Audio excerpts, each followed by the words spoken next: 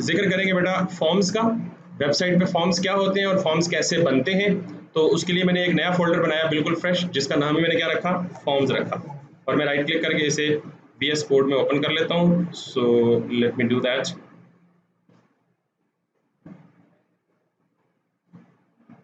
बहुत सारे लोगों को पता होगा फॉर्म्स का और कुछ को नहीं भी पता होगा। जिनको नहीं पता मैं उनके लिए एक्सप्लेन कर देता हूँ फॉर्म्स क्या होते हैं और उनकी ज़रूरत क्यों पेश आती है।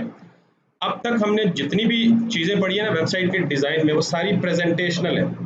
प्रेजेंटेशनल का मतलब यह है कि कोई भी बिजनेस ऑनर अपनी इंफॉर्मेशन को उस वेबसाइट पे पब्लिश करे और जो भी क्लाइंट उस वेबसाइट को एक्सेस करेगा उसको दिख जाएगी। कोई बंदा आपकी वेबसाइट के साथ इंटरेक्ट नहीं कर सकता, ठीक है। नॉर्मली जब आप वेबसाइट, किसी भी वेबसाइट की बात करें तो उसमें फॉर्म्स कहाँ होते हैं और कैसे होते हैं, लेट्स सी। मैंने आपको कल एक मिसाल दी थी ज़मीन.pk, आपको पता है बड़ी फेमस प्रॉपर्टी या प्रॉपर्टी रेंटल और सेल एंड बाइंग प्लेटफॉर्म है। तो अगर इस तरह की तकरीबन हर वेबसाइट पे फॉर्म जरूर होते हैं, ये एक वेरी इंटेग्रल पार्ट होता है। अगर आप यहाँ पे देखें तो बाकी सारा तो ये वेबसाइट का डिज़ाइन है जिसमें आपको प्रॉपर्टी की इन्फॉर्मेशन मिल रही है, कहाँ कोई चीज़ रेंट के लिए अवेलेबल है, कहाँ कोई चीज़ सेल के लिए अवेलेबल है। लेकिन ये चीज़ देखें आप कि यहाँ पे उसने ऑप्शन दिए हैं कि आप खुद से सिटी सेलेक्ट करें, खुद से सिटी सेलेक्ट करें, जैसे इनकेस रावलपिंडी, और फिर उस सिटी के अंदर किस लोकेशन पे आप रह रहे हैं वो स्पेसिफाई करें। तो मैं जैसे यहाँ लिखता हूँ सदर, और फिर वो चाह रहा है कि आपकी क्या क्या रिक्वायरमेंट्स है, आपको प्रॉपर्टी टाइप क्या चाहिए, होम चाहिए, फ्लैट चाहिए। तो मैं चाहता हूँ जी कि मुझे फ्लैट चाहिए सदर के एरिया में। प्राइस रेंज क्या है, मैं चाहता हूँ जी कि मुझे इस प्राइस रेंज में तो हम फ्लैट लेने से एक बार चले, हम टेस्ट ही कर रहे हैं। खैर, सो कितना स्क्वायर फुट एरिया होना चाहिए, इतना होना चाहिए, और बेड्स कितने होने चाहिए, या ऑल, या स्टूडियो, या 1 बेड, या 2 बेड। ये तो ये जो वेब पेज में मैं पहली दफ़ा ये वेब पेज मुझसे मेरी इन्फॉर्मेशन ले रहा है। तो नॉर्मली जब आपका पेज यूज़र से इन्फॉर्मेशन कलेक्ट करता है तो वो यूज़र से इन्फॉर्मेशन कलेक्ट किसके ज़रिए करता है, फॉर्म के ज़रिए। इसका मतलब ये है कि ये जो आपके सामने ये वाला सेक्शन नज़र आया जिसके साथ मैंने अभी इंटरेक्ट किया और मैंने अपनी इन्फॉर्मेशन फीड की है या इनपुट दी है, ये क्या है बेटा, फॉर्म है। अब फॉर्म के अंदर मुख्तलिफ एलिमेंट्स होते हैं। जैसे आपने यहाँ एडमिशन लिया होगा तो एक एडमिशन फॉर्म फिल किया होगा। एडमिशन फॉर्म में मुख्तलिफ फील्ड्स होती हैं। एक फील्ड में लिखा होता है नाम, आगे जगह खाली होती है, आपने अपना नाम लिखना होता है। दूसरी फील्ड में लिखा होता है फादर नेम, आगे जगह खाली होती है, अपने फादर का नेम लिखना होता है। फिर CNIC, फिर फ़ोन नंबर, फिर ईमेल, फिर एड्रेस, फिर परमानेंट एड्रेस, पोस्टल एड्रेस वगैरह वगैरह वगैरह। तो फॉर्म में वो सारी चीज़ों को हम क्या कहते हैं, फील्ड्स कह सकते हैं। क्या कहते हैं, एक नेम की फील्ड है, एक फादर नेम की फील्ड है, एक CNIC की फील्ड है, एक परमानेंट एड्रेस की। उस फील्ड में दो चीज़ें होती है, एक होता है लेबल, और लेबल के साथ आगे क्या देना होता है आपने, वैल्यू। जैसे नेम क्या है, लेबल है, और आगे जो खाली जगह होती है उसमें आपने क्या डालना होता है, अपना नाम। तो लेबल आपको इन्फॉर्मेशन कन्वे कर रहा होता है कि आपने किस किस्म की इन्फॉर्मेशन को यहाँ डालना है। HTML के फॉर्म भी इसी तरह है। पहली बात यह कि फॉर्म इस्तेमाल क्यों होते हैं, जब आप यूजर से इन्फॉर्मेशन कलेक्ट करना चाहें तो वो किसके जरिए होती है, फॉर्म के जरिए होती है। फॉर्म के अंदर क्या होती है, मुख्तलिफ फील्ड्स होती हैं। क्या होती हैं, मुख्तलिफ फील्ड्स होती हैं। ये तो एक फॉर्म की मैंने मिसाल दे दी, अभी हम बनाते हैं फिर आपको सही क्लियर हो जाएगा। दूसरा फॉर्म ये देखें, ये क्या, सर्च बॉक्स। ये किस लिए होता है, यहाँ हम कुछ चीज़, कोई आईडी वगैरह लिख के क्या करेंगे, सर्च करेंगे। तो ये किस लिए यूज़ होता है, यूज़र से इनपुट लेने के लिए इस्तेमाल होता है ना। आप पैराग्राफ में कोई इनपुट दे सकते हैं, वैसे डिव में कोई इनपुट दे सकते हैं, वो प्रेजेंटेशनल एलिमेंट है, ठीक है। उनमें फिर आप यहाँ जाएँ, नॉर्मली अक्सर आप वेबसाइट पे क्या करते हैं, साइन इन करते हैं या साइन अप करते हैं। तो साइन इन और साइन अप में भी आपको क्या मिलता है, इस तरह की फील्ड्स मिलती हैं, और ये फील्ड्स बेसिकली किस में होती हैं, फॉर्म के अंदर होती हैं। बात समझ आ गई सबको। इसी तरह अगर आप साइन अप करेंगे तो ये भी आपको मुख्तलिफ फॉर्म्स मिलेंगे। फॉर्म्स में बटन्स भी होंगे, टेक्स्ट फील्ड्स भी होंगी, ड्रॉप डाउन भी होंगे, बहुत सारी चीज़ें होंगी। तो लेट्स टॉक अबाउट फॉर्म्स। तो ये पता लग गया फॉर्म्स होते क्या हैं और फॉर्म्स क्यों होते हैं। अब हम चलते हैं यहाँ पे वापस और दोबारा से अपनी वेबसाइट का एक सैम्पल सा पेज क्रिएट करते हैं, index.html, और उसके बाद मैं एक और फाइल बनाता हूँ, बिल्कुल वही तरीका बेटा, style style.css, और उसके बाद मैं यहाँ पे आके एक सिंपल सा लेआउट फॉर्म बना, एक सिंपल सा स्ट्रक्चर बना लेता हूँ, ये बेसिक HTML डॉक्यूमेंट। और देन मैं यहाँ पे क्या करूँगा, अपनी CSS की फाइल को अटैच कर दूंगा इसके साथ, लाइक दिस। अगर आपको नज़र नहीं आ रहा तो मुझे बताइएगा, मैं इसे ज़्यादा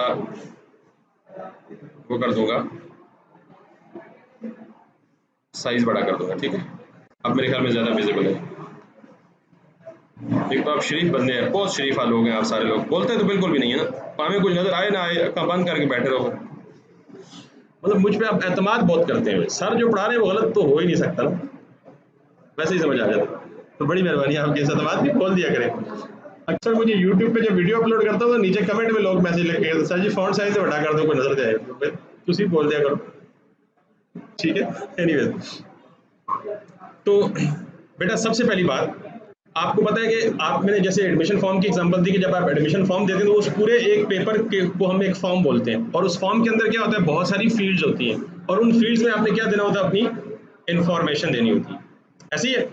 तो हमेशा हम जब HTML में फॉर्म बनाएंगे तो हम स्टार्ट कहाँ से करेंगे, उस फॉर्म को फॉर्म के टैग के साथ करेंगे स्टार्ट, ठीक है। So where from where you will be starting is FORM form. तो आपको पता है कि हमारा विजुअल स्टूडियो कोड कितना सियाना है कि जब हम ओपनिंग टैग लिखते हैं तो क्लोजिंग ये खुद ही लिख देता है साथ। यार ये क्या, मैं फास्ट हूँ या मेरा कंप्यूटर स्लो है? तो सबसे पहले फॉर्म्स बनाने के लिए हमें क्या बनाना है, फॉर्म का टैग लिखना है। अब मैंने आपको कहा है कि जब फॉर्म होता है तो फॉर्म के साथ फॉर्म के अंदर दो चीजें होती हैं, एक होता है लेबल और एक होता है फील्ड खुद। आपने अक्सर ये देखा है ना बेटा,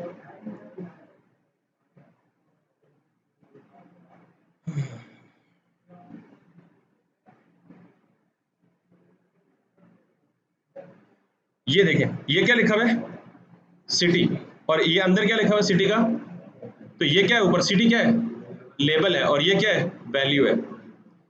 लोकेशन क्या है, लेबल है, और इसके अंदर जो मैं लोकेशन लिखूंगा वो क्या होगी।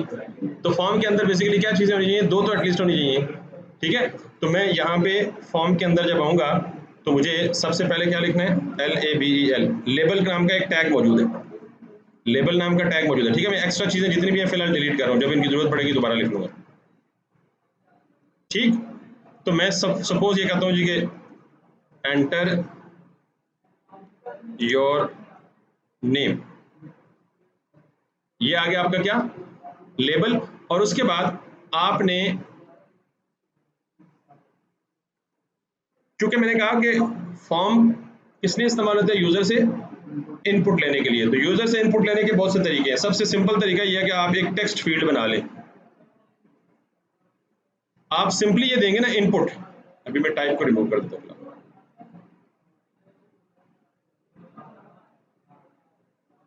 सिंपली देंगे इनपुट लेबल के बाद, वापस आके अपने ब्राउजर पे देखें, let me open that up,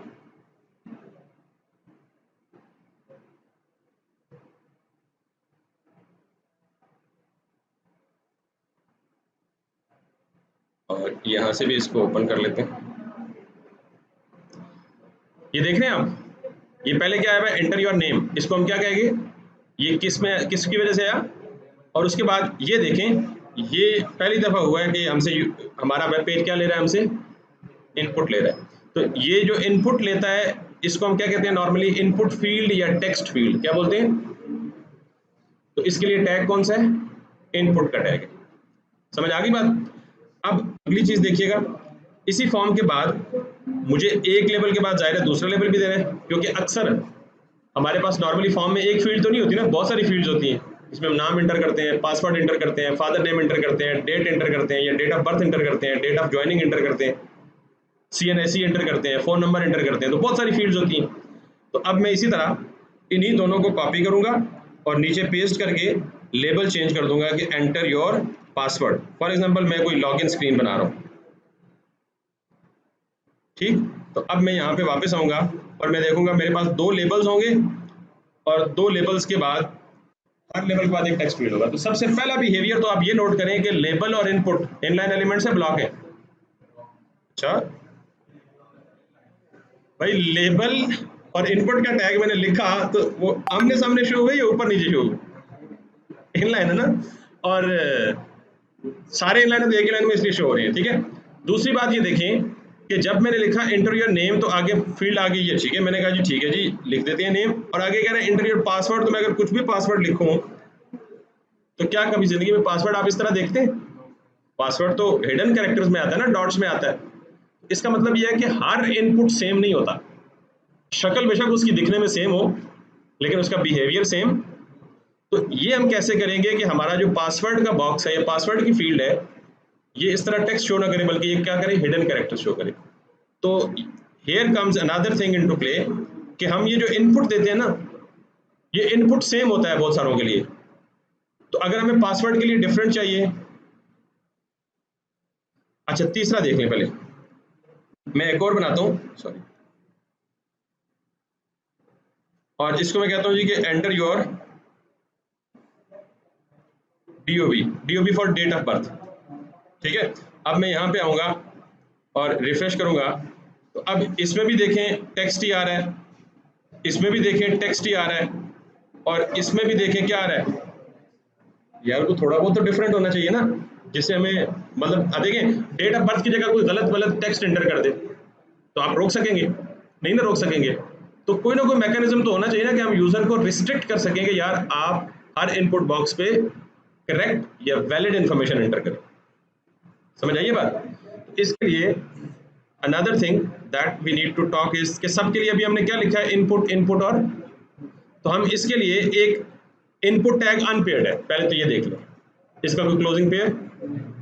दूसरा, अगर हमें ये बताना है कि पासवर्ड के लिए इनपुट का बिहेवियर डिफरेंट हो, नॉर्मल टेक्स्ट के लिए इसका बिहेवियर डिफरेंट हो, डेट के लिए इसका बिहेवियर क्या हो, तो हम इनपुट के साथ एक और एट्रीब्यूट देते हैं, input type. Normal text box के लिए क्या देते हैं, इनपुट टाइप टेक्स्ट। जो पासवर्ड हो तो उसके लिए क्या देते हैं, इनपुट टाइप पासवर्ड। ये पहले से डिफाइंड है। और अगर डेट हो तो डेट के लिए क्या होना चाहिए, हाँ डेट होनी चाहिए, दैट्स गुड।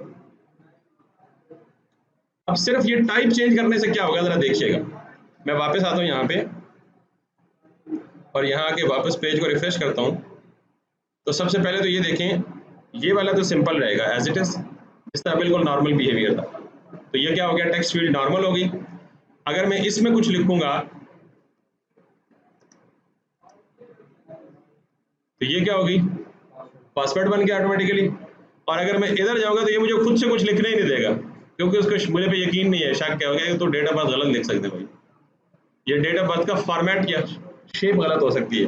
तो उसने मुझे खुद कहा कि यार यहाँ से क्लिक करके ये खुद ब खुद हमें क्या दे देता है, एक कैलेंडर दे देता है कि आप खुद यहाँ से चूज कर लेते, जो भी आपकी डेट ऑफ बर्थ है भाई यहाँ से चूज कर लें, वो डेट ऑफ बर्थ ऑटोमेटिकली है ना। मजे की चीज। फॉर्म का टैग किस लिए इस्तेमाल होता है, पहला सवाल यूजर से इनपुट लेने के लिए। दूसरी बात, फॉर्म्स के अंदर मुख्तलिफ फील्ड्स हो सकती हैं, उन फील्ड्स की टाइप मुख्तलिफ हो सकती है। किसी फील्ड में आप सिंपल टेक्स्ट कलेक्ट यूजर से लेंगे, किसी फील्ड में आप यूजर से पासवर्ड लेंगे, वो हिडन होगा ऑब्वियसली। किसी फील्ड में आप यूजर से क्या लेंगे, डेट लेंगे।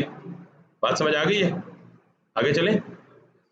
किसी फील्ड में, अच्छा दूसरी बात, नॉर्मली ये फॉर्म एक लाइन में जरा बुरा सा लगता है, एक लाइन में क्या लगता है, जरा बुरा लगता है। तो हम ये क्या करेंगे कि यार ये ऊपर नीचे शो हो, एक लाइन में शो। तो क्या कर सकते हैं, सिंपल सा रूल है, बहुत कुछ कर सकते हैं, लेकिन सिंपल सा रूल ये है कि हर इनपुट से पहले क्या आ रहा है, एक लेबल आ रहा है ना। तो मैं यहाँ पे जाऊंगा और मैं कहूँगा जी कि जो फॉर्म का टैग है उसके अंदर जो लेबल का टैग है उसको क्या दे दो,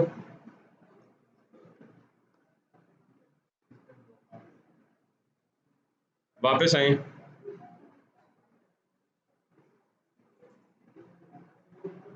ज्यादा जोर लगाने की जरूरत नहीं है, वैसे बहुत सारे तरीके हैं ये काम करने के।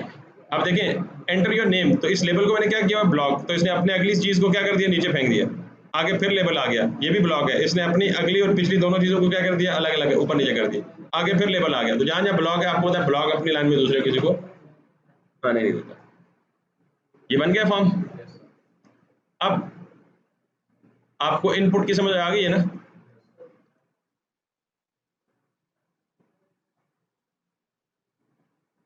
अच्छा अब हमें ये चीज देखनी है, बाज दफा ऐसा होता है कि हमें खुद से टाइप नहीं करना, पहले से pre defined set of values already मौजूद होती हैं, हम क्लिक करते हैं तो वो ड्रॉप डाउन में आ जाती है। तो ये कैसे बनती है, इसको बेसिकली बाय द वे हम क्या कहते हैं, सेलेक्ट बॉक्स या ड्रॉप डाउन। ठीक है, सेलेक्ट बॉक्स का मतलब है you have multiple options, you can select one of the options. as per your choice of convenience. So how can we actually add this one? आप simply वापस जाएं, इसके लिए इनपुट टैग नहीं है, इसके लिए पहले आप लेबल का टैग तो है एज इट इज, बिकॉज आपने लेबल तो इसका देना ही देना है.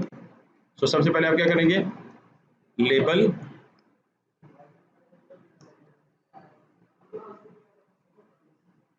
और प्लीज सेलेक्ट योर सिटी.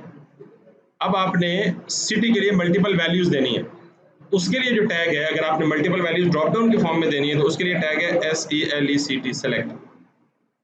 क्या टैग है?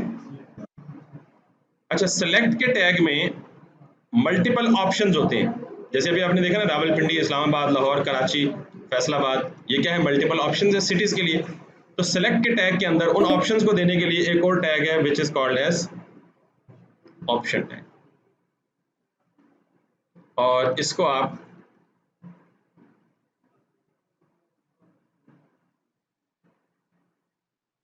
यहाँ पे लिख लें जी. अभी हम चूंकि रावलपिंडी में बैठे हैं तो पहला नाम साड़ा अपना ही है, इसको कॉपी कर लें, दूसरे का नाम चेंज करके क्या रख लें, हमारा ट्विन सिटी इस्लामाबाद रख लें, तीसरे को लाहौर, कराची, फैसलाबाद, आप जो जो अपने गांव देहातों के नाम आते हैं सारे लिख लें. सॉरी, उतने शो हैं. अभी मैंने 3 लिखे हैं ना, मैंने सेव करके वापस गया और यहाँ पे आया और सबसे नीचे देखिएगा प्लीज सेलेक्ट योर सिटी, और अगर यहाँ पे जाएंगे तो ड्रॉप डाउन में रावलपिंडी, इस्लामाबाद, लाहौर, जिसको सेलेक्ट करेंगे वो ऑटो सेलेक्ट हो जाएगा. अभी आप देख रहे हैं इसकी कोई स्टाइलिंग नहीं हुई, बड़े भद्दा सा साइजिंग अपनी मर्जी की आगे पीछे दे रहा है, छोटा है कोई, बड़ा है कोई, तो ये स्टाइलिंग हम कहाँ करेंगे, इसके मेकअप के फेज में. ठीक है, पहले बन तो जाए फॉर्म, पहले उसका लेआउट बन जाए, फिर हम उसका मेकअप करेंगे या उसकी स्टाइलिंग करेंगे CSS का इस्तेमाल करके. आपको ये पता लग गया कि फॉर्म होते किस लिए हैं, ज़रूरत क्यों है उनकी, और फॉर्म बनते कैसे, और फॉर्म के अंदर कितने पॉसिबल वेज होते हैं यूज़र से इंफॉर्मेशन कलेक्ट करने के. अभी तक हमने 2-3 ही पढ़े हैं, बहुत सारे हैं और बताऊंगा कल इंशाल्लाह, मज़ा आएगा.